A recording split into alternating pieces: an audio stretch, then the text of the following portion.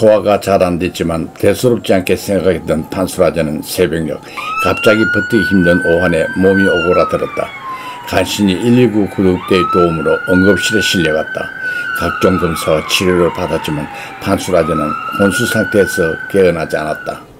급성 인플루엔자 진단을 받고 응급실에서 중환자실로 옮겨진 6시간 후 의사들은 판수라제를 5급으로 분류했다. 가족이 없는 판수라제는 공익기관의 사후 처리에 의뢰됐다. 그러나 다행히 이틀 만에 혼수 상태에서 깨어났다. 겨우 한 고비는 넘겼지만 간신히 주위 사람들을 분별할 정도였다. 의식을 되찾은 판수라제는 눈앞의 간병인을 보고 깜짝 놀랐다. 30년 전에 죽은 친구와 흡사한 간병인을 보고 물었다. 누구세요? 간병인이 말했다. 정신이 좀 드나? 그런데 왜 그리 놀라는가? 판수라제가 다시 한번 물었다. 지금 내가 죽은 겁니까? 간병인이 웃었다.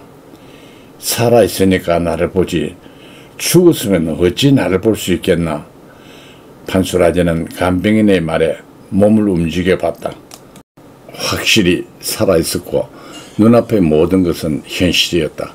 다시 한번 간병인을 빤히 쳐다보며 말했다. 내 친구를 너무 빼닮아 뭐가 뭔지 너무 어지럽소. 간병인이 판수라제의 손을 잡으며 말했다. 맞다. 내가 내 친구 이추복이다. 판수라제가 가나다란 신음과 함께 입을 벌렸다. 너무 놀라 병상에서 뻘떡 일어나려고 상반신을 움직였다. 일어나려는 판수라제의 가슴을 누르며 간병인, 아니 친구가 말했다. 그대로 누워있으라. 내가 다 나을 때까지 내가 지켜주마. 성한 사람도 이런 현실에 마주치면 놀라 기절할 판인데 신종 독감으로 심약해 있는 판수라제에게 40년 전에 죽은 친구가 간병인으로 눈앞에 서 있다는 사실은 받아들이기 힘든 큰 충격이었다. 넉나간 사람처럼 판수라제가 중얼거렸다. 내가 꼭 꿈꾸는 것 같구나.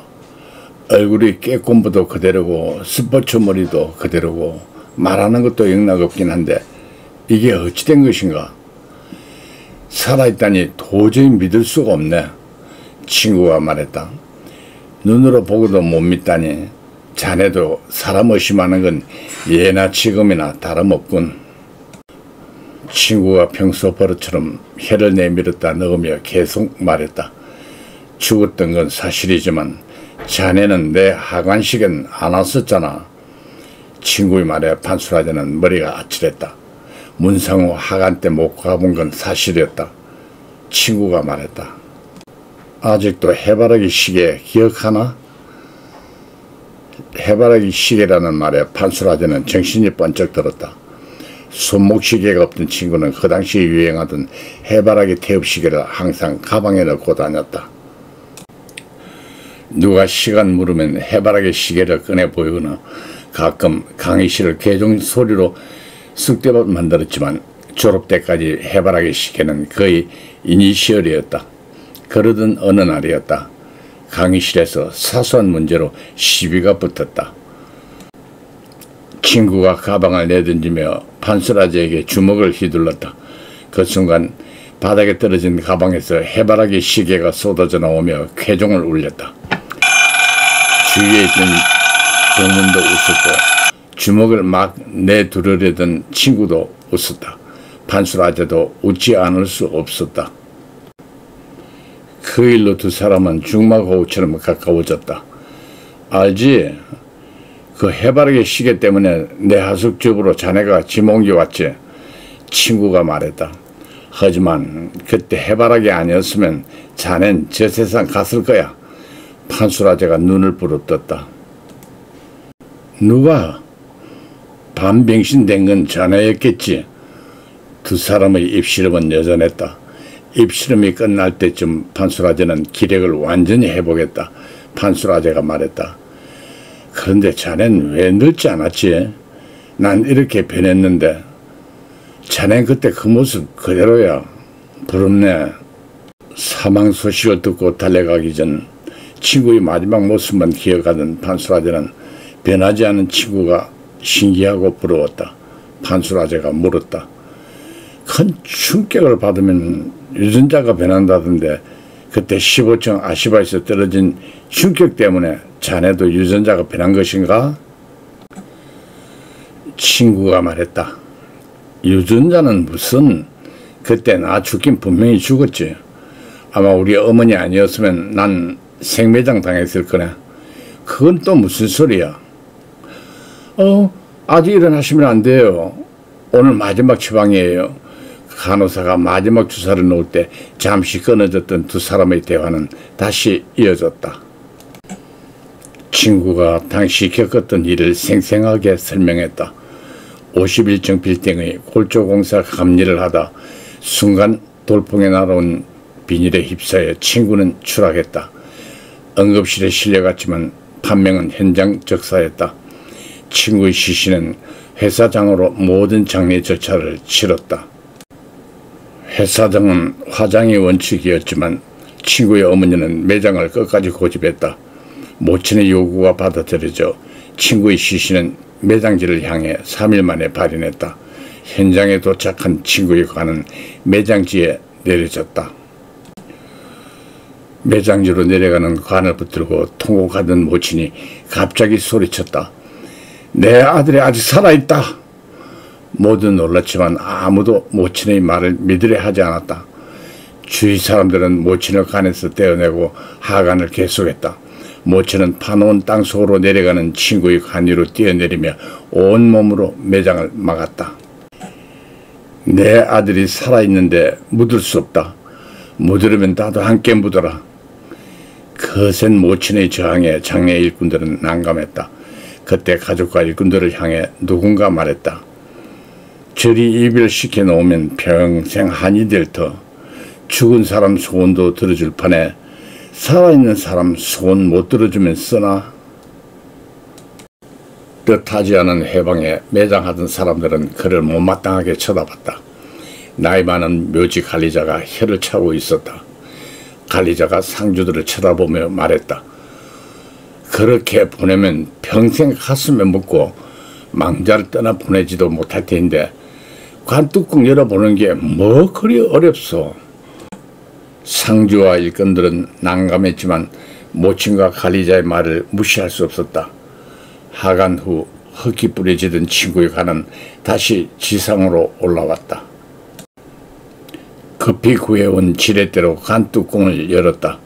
시신을 덮고 있던 삼배 포목을 걷었다. 그 순간 모두 놀라 자빠졌다. 수위에 묶인 친구가 눈을 뜨고 입속의 흰쌀을 뱉어내고 있었다. 세상! 서둘러 친구를 간 밖으로 꺼내고 수위를 묶었던 새끼줄을 풀었다. 주보가! 살아있는 친구의 모습을 본 어머니는 그 자리에서 혼절해버렸다. 판수라제가 말했다. 생매장 당할 뻔했구나. 그래서 3일장 하는 거다. 친구가 대답했다. 어머니는 나를 살려놓고 그 중격으로 돌아가셨다. 판수라제가 말했다. 그래서 내가 첫 휴가 때 자네 어머니 가게로 찾아갔더니 다른 사람이 도루묵 알탕하고 있었군. 한참 동안 두 사람은 돌아가신 모친을 회상했다. 그러면 자네가 3일 동안은 죽었던 거야? 아니면 혼절했던 거야? 친구가 대답했다. 분명히 죽었던 게지. 모든 기억이 없는 상황이었는데 그걸 어떻게 알지? 친구가 해명했다.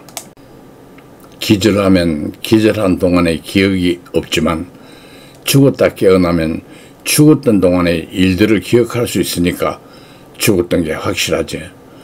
판수라제가 가늘게 신음했다. 그런데 자네 죽었을 당시의 사후 기억이 아직도 남아있나? 물론이지. 판수라제는 또 한 번 신음소리를 냈다. 친구가 물었다. 왜? 사후가 궁금해? 판수라제가 대답했다. 궁금하다. 사실 나도 나이 드니까 사후는 어떤 곳일까 그런 궁금증이 자주 일어난다네. 친구는 즉시 자신이 겪었던 3일 동안의 사후 세계를 기억할 수 있는 만큼 전부 들려주었다. 내가 19층 빔에서 떨어져 땅에 부딪힐 때까지 기억은 생생하지만 땅에 부딪혔을 때 그 순간의 고통은 전혀 느끼지 못했어. 그리고 기억도 그 순간까지였지. 그러니까 사람이 죽으면 살아있었을 때까지의 기억은 전부 사라지나 봐. 차츰 알게 되겠지만 내 기억을 되돌려 놓은 것은 나를 인도해갔던 검은 삭가 쓴 사람 덕분이었다. 그게 사람이었는지 귀신이었는지 그건 알 수 없지만 하여튼 그 사람 덕에 저승에서 내 기억을 되찾을 수 있었고 나는 이성으로 다시 돌아올 수 있었네. 지금 생각해보니 내가 죽은 후 최초로 서 있던 곳이 내가 떨어졌던 빌딩 철 구조물이었던 것 같아. 지금 생각해보니 내가 죽은 후 최초로 서 있던 곳이 내가 떨어졌던 빌딩 철 구조물이었고 내가 죽고 나서 기억이 다시 시작된 곳도 빌딩 철 구조물 앞이었어. 까마득한 높이에서 떨어졌는데 내가 떨어지는 장면을 생생하게 볼 수 있었던 것도 신기했고 영혼이라도 남아있다는 것도 신기했지. 물론 그때 그 순간은 내가 영혼이라는 것은 전혀 깨닫지 못했지. 그저 꿈속에 있는 듯한 착각이었어. 그런데 말이야, 갑자기 몸이 붕붕 떠올라 어디론가 휩쓸려가는 거야. 나는 휩쓸리지 않으려고 몸부림쳤지만 헛수고였어. 처음엔 무척 당황했지만 이내 공중 유형은 익숙해지더라고. 그렇게 한참 어디론가 휩쓸려갔지. 한참 바람에 날리는 연기처럼 싸돌아다니며 유형에 익숙해진 나는 가스로 땅으로 내려올 수 있었네. 그게 시간으로 따지면 아마 한나절쯤 걸렸을 거야. 물론 내가 살아있을 때보다 비교도 안 될 정도로 가벼웠고, 그런데 그때였어. 어둠 속에서 검은 물체가 나타나더니 내 쪽으로 빠르게 다가오더군. 마치 스키 타는 사람 같았어. 검은 두루마기에 검은 삭가 쓴 사람이었어. 재빠르게 다가온 그를 가까이서 마주본 나는 깜짝 놀랐지. 오금이 저릴 정도로 냉기가 느껴지는 모습이었거든. 그가 치부책을 꺼내보더니 다짜고짜 내게 따라오라는 지시를 하는 거야. 그 모습이 불신검문하는 비밀 요원 같았어. 그 위세에 질려서 나는 한마디도 못하고 그를 따라갔지. 이제부터는 그를 검은 삭갓이라 부르겠네. 검은 삭갓을 따라가는 동안 목마르지도 않았고 배도 고프지 않았어. 그저 답답하기만 하더군. 그래서 한참 따라가다 내가 물었지. 지금 어디로 가는 겁니까? 기억이 나지 않지만 이 길은 전혀 모르는 길인데요. 뒤돌아보지 않고 검은 삭갓이 말했어. 알 거 없다. 또 한참을 걸었어. 저 멀리 어둠 속에서도 식별할 수 있는 강이 나오더군. 강물이 푸른 형광색이어서 밤에도 잘 보였나 봐. 우리는 강으로 내려갔네. 그 강가에 수많은 사람이 행렬을 이루고 있었어. 지금 생각해보니 그게 다 영혼이었던 거야. 그러니까 나처럼 오늘 죽은 사람들의 행렬이었지. 검은 삭갓과 나도 그 행렬에 들어갔네. 그런데 눈에 띄는 것은 모두 우산을 쓰고 있다는 거야. 아마 쓰나미나 홍수에 떠밀려 죽은 거라고 생각했지만 그건 아니었어. 영혼들의 대기장소에 간 후 알게 됐지만 그 우산은 실제 우산이 아니고 영혼이 되면 그런 게 자연적으로 발생하나 봐. 그러다 내가 넘어질 뻔한 사고가 발생했어. 앞서가는 사람의 어깨를 조심스럽게 치며 내가 물었는데 그 순간 내 손이 앞사람의 몸속으로 쑥 들어가 버리는 거야. 무게중심을 잃은 나는 앞으로 사정없이 꼬꾸라졌지. 내가 아직 사람과 영혼을 구별하지 못했기 때문이었어.